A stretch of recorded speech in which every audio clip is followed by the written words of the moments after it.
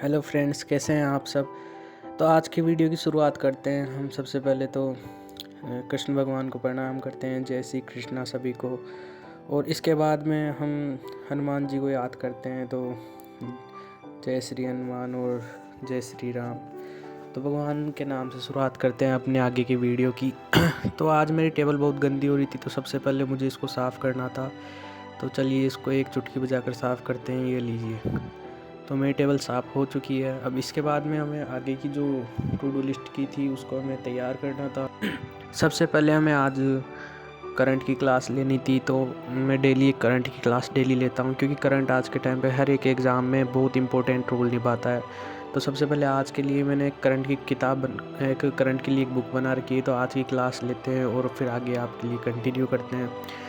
तो करंट की class complete हो चुकी थी मैं आज की 27 दिसंबर की। तो आज का जो एक इम्पोर्टेंट टॉपिक था करंट का, वो ये था कि हमारे जो फॉर्मर यानी कि भूतपूर्व जो हमारे प्रधानमंत्री रह चुके हैं डॉक्टर मनमोहन सिंह, उनका मतलब आज निधन हो चुका था। तो उनसे रिलेटेड बहुत से टॉपिक आने वाले एग्ज़ाम में पूछे जाने थे। तो जैसे कुछ उनके जो मेन जो टॉपिक थे वो थे, उनसे रिलेटेड बुक हुई, या फिर अगर हम अदर टॉपिक की बात करें तो उनके जो एक बहुत इम्पोर्टेंट टॉपिक था वो था नई आर्थिक नीति, जो इकोनॉमी का एक बहुत इम्पोर्टेंट पार्ट है, जिसके अंदर उदारीकरण, वैश्वीकरण और निजीकरण, ये तीनों टॉपिक जिसके अंदर आते हैं। तो उन्होंने बहुत इकोनॉमी के बहुत बड़े ज्ञाता थे वो।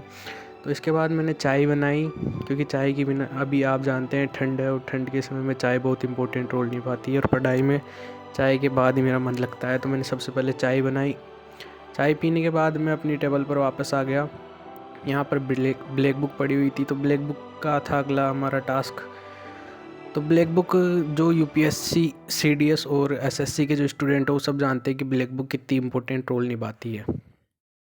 एसएससी और यूपीएससी, सीडीएस या जो अदर बैंकिंग वाले एग्ज़ाम हैं उनमें वोकैब का बहुत ज़्यादा रोल होता है, इसलिए हम डेली अपने टास्क में वोकैब को जोड़ते हैं।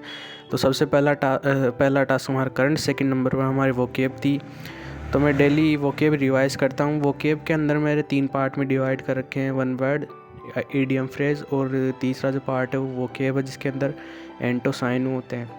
तो इनको करने के लिए मैं डेली 100 इम्पोर्टेंट वोकैब वर्ड को तैयार करता हूँ। इनको रिवाइज़ करने के बाद जो अगले नए वर्ड है जिनको मैंने पहले कभी नहीं पढ़ा उनको रिवाइज़ करता हूँ। तो इससे डेली मेरे लगभग 200 वर्ड के समथिंग तैयार हो जाते हैं। इसके अलावा मैं यूट्यूब पर एक निमिषा मैम की क्लास आती है, तो वो जो एडिटोरियल करवाते हैं उस पर भी वोकैब तैयार हो जाती है। तो इससे मेरी वोकैब की प्लानिंग डेली की यही रहती है। बाकी आप अगर और कमेंट करेंगे तो मैं अच्छे से आपको स्ट्रेटेजी बता दूंगा वोकैब के लिए।